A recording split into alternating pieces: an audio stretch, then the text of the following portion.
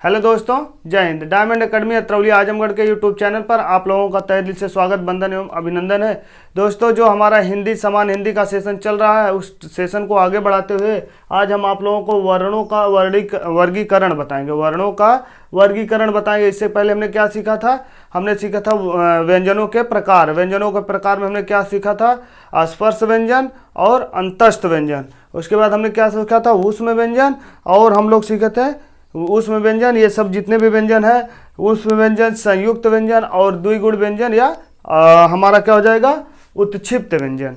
ये सब हमने दोस्तों पहली क्लास में, इसके पहले वाली क्लास में बता दिए हैं। आप लोग यदि उसको देखेंगे तब जाके आप लोग समझ पाएंगे कि वर्णों का वर्गीकरण क्या होता है।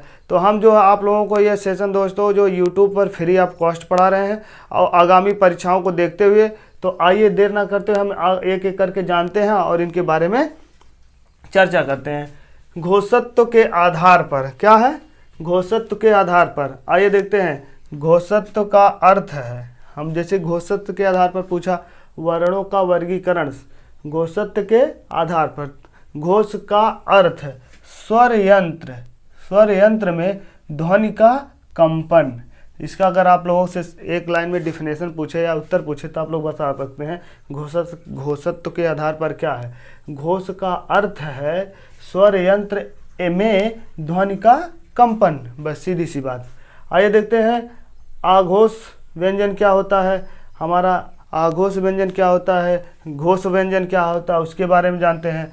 तो आइए का करके हम बताते हैं। आघोष व्यंजन जिन व्यंजनों का उच्चारण में, जिन व्यंजनों के उच्चारण में स्वर तंत्र या श्वसन तंत्र, स्वर तंत्र या श्वसन तंत्र में कंपन नहीं होता है, उन्हें हम क्या कहते हैं?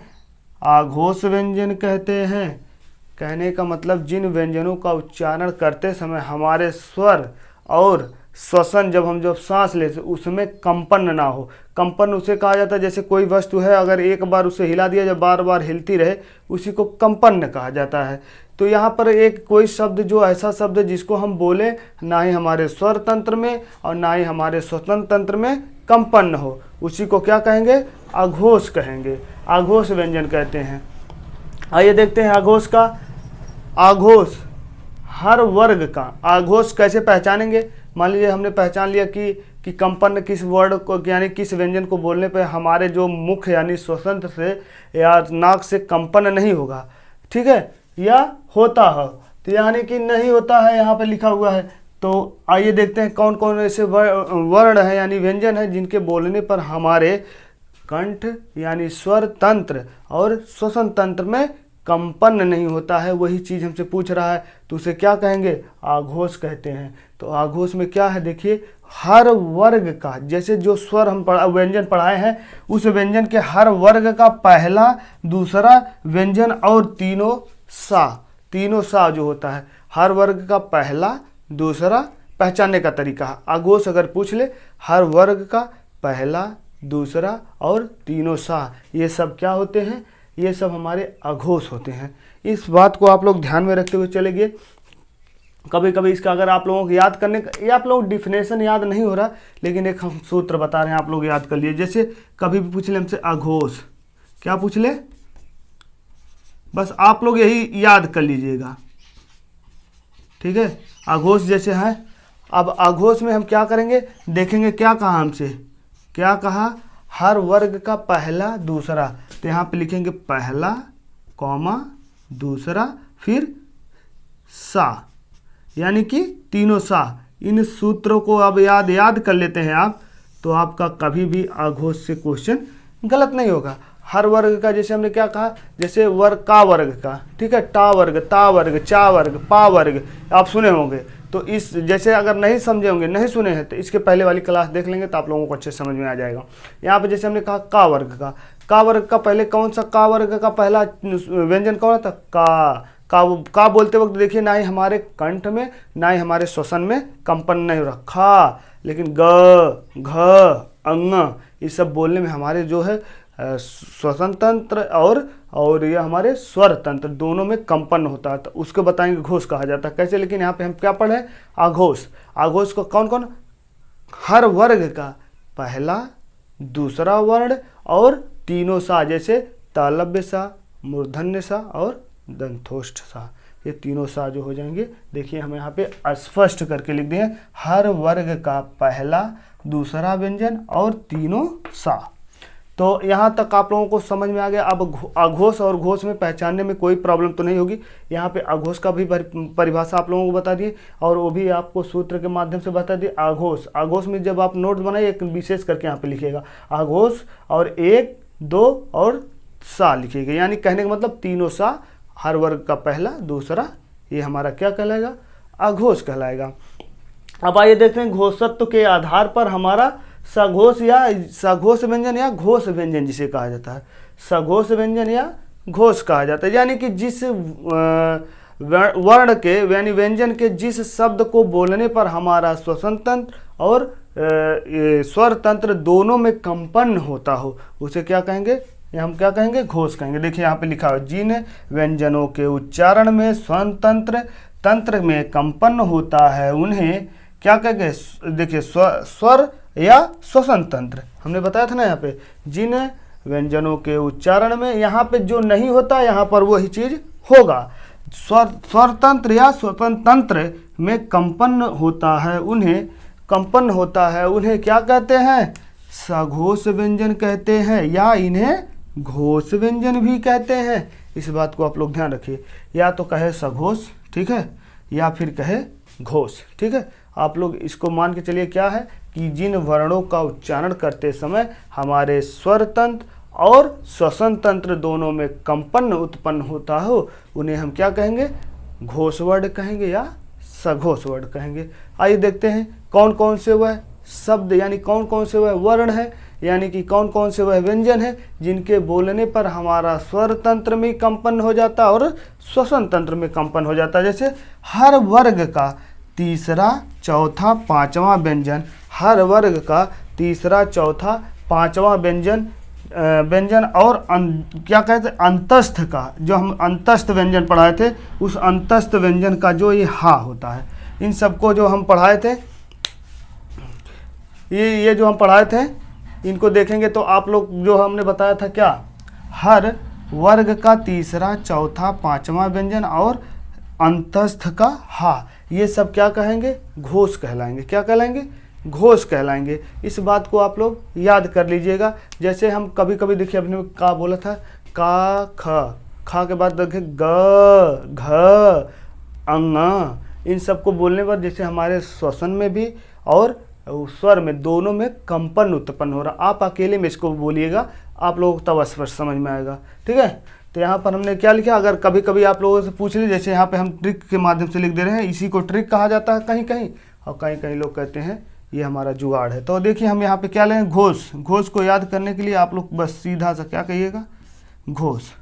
हमने कहा ना घोष, तो क्या लिख लेंगे, तीन, क्या लिखेंगे, तीन यानी तीसरा, चार यानी चौथा, या पाँच यानी पाँचवा, और हमारा क्या हो जाएगा, यहाँ पे कॉमा करके लिख दे रहे हैं, और हमारा क्या हो जाएगा, अंतस्थ व्यंजन का हा। यही हमारा क्या होता है, घोष व्यंजन कहलाता है। घोष व्यंजन यानी कि क्या कहलाएगा, हमारा घोष व्यंजन कहलाएगा। इसको याद करने के लिए हर वर्ग का, चाहे पा वर्ग हो चाहे टा, देखिए जैसे ता वर्ग का हमने त थ बोलने में हमें कोई प्रॉब्लम, त थ, द, ध, न, यानी कि अगर आप देखेंगे तो हमारे श्वसन तंत्र और ये स्वर तंत्र और श्वसन तंत्र दोनों प्रभावित होता है, उसमें कंपन होता है, ठीक है। उसी को क्या कहेंगे, हम घोष व्यंजन कहेंगे या सघोष व्यंजन कहेंगे। हर वर्ग का तीसरा, चौथा, पांचवा और अंतस्थ व्यंजन का ह, बोलते वक्त हमारे जो है स्वर तंत्र में बहुत ज़्यादा कंपन उत्पन्न हो रहा, इसलिए हमें क्या कहेंगे, इसे घोष वर्ण कहेंगे यानी घोष व्यंजन कहेंगे। कभी कभी हमसे पूछ लेता है कि जैसे ये जो हमारे नोट करके हमने लिखा है, इसके बारे में बता रहे हैं।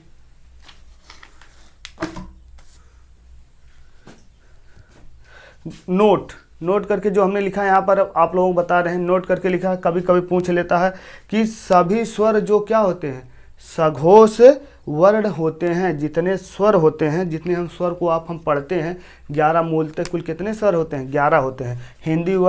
हिंदी में कुल मूलतः कितने स्वर होते हैं? अगर हिंदी में पूछेगा तो 13, और कह देगा मूलतः कुल कितने स्वर होते हैं तो 11, हमने बताया था। और जितने स्वर होते हैं वो सब क्या होते हैं? सघोष होते हैं। क्या कहेंगे हम?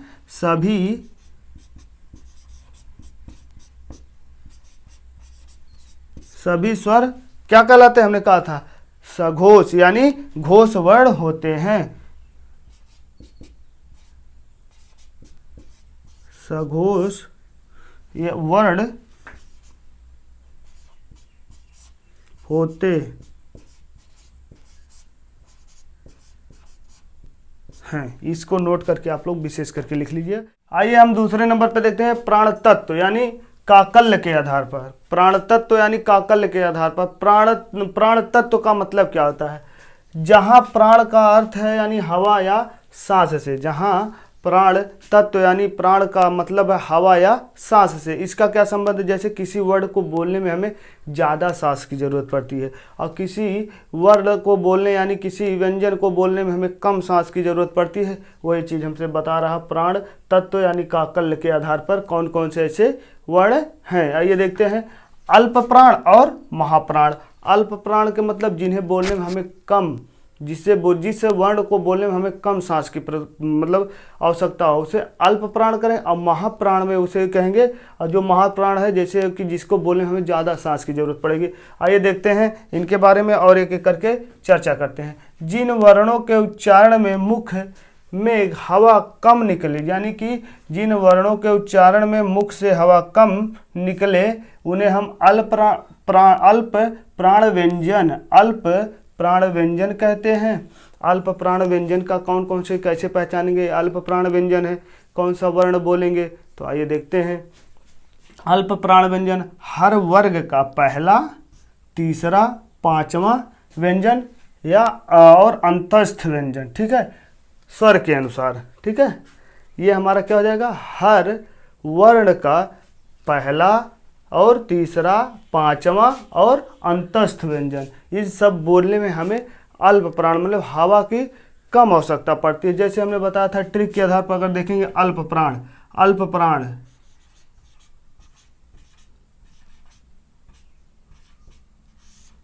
प्राण का अगर हमसे पूछ ले कौन किसे अल्प प्राण कहा जाता है, जैसे हम यहाँ पे कहा कि हर वर्ग का पहला और तीसरा और पांचवा और हमारा क्या हो जाएगा? अंतस्थ हो जाएगा।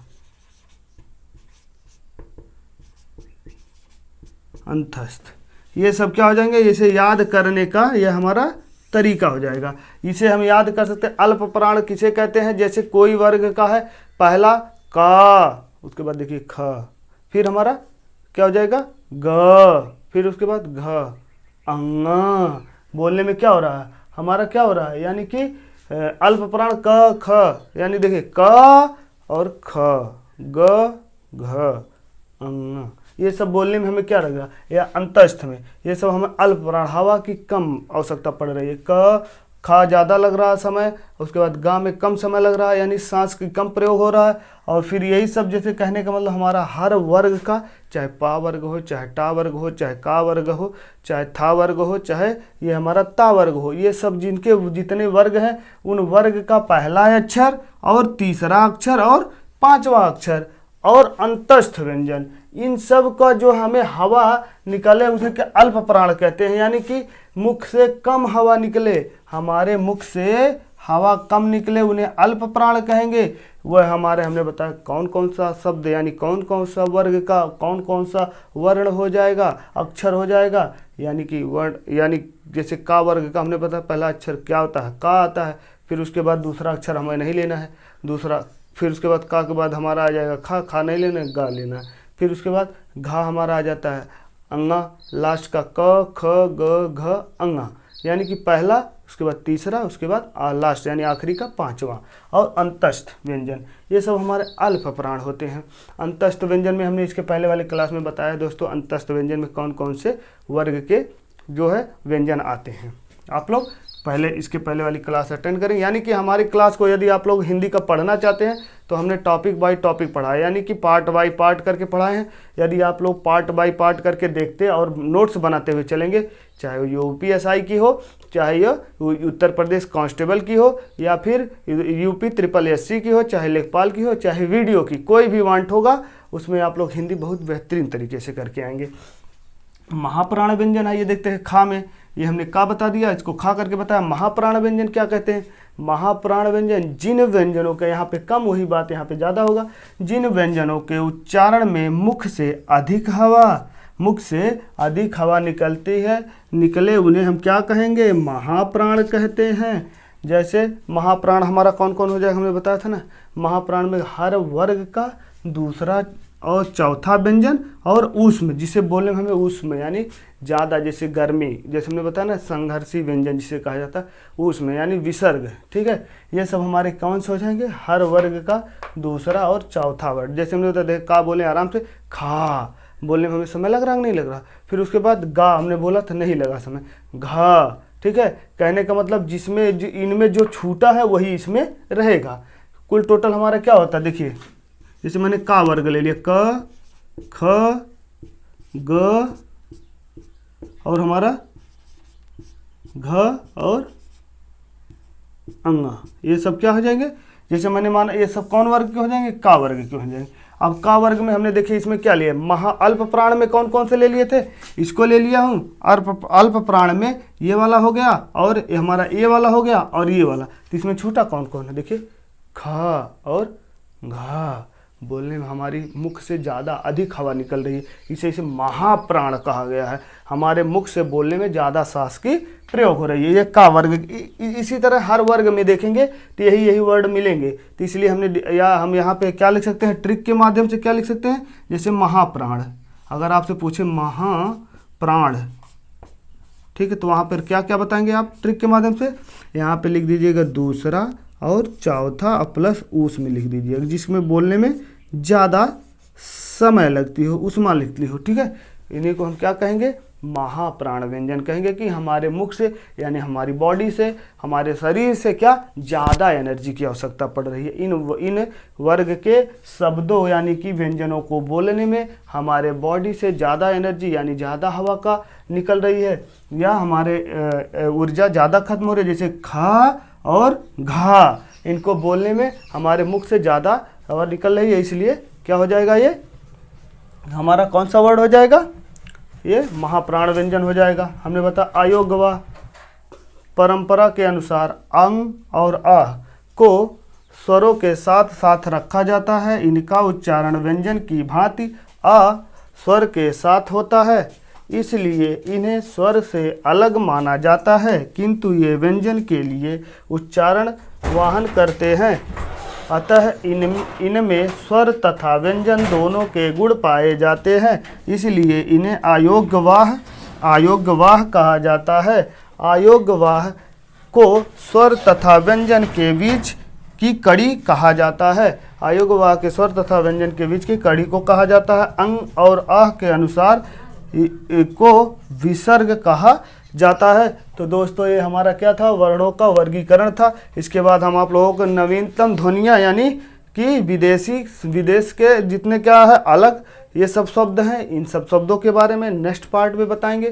तो दोस्तों हमारा हिंदी का सेशन कैसा लग रहा है आप लोग ज़रूर बताइए कमेंट सेक्शन में। और इसी तरह के अगर आप मज़ेदार वीडियो हिंदी का पढ़ना चाहते हैं तो हमारे चैनल को दोस्तों ज़्यादा से ज़्यादा लाइक करिए, शेयर करिए और सब्सक्राइब कर लीजिए। जय हिंद दोस्तों, फिर मिलते हैं अगली कड़ी में।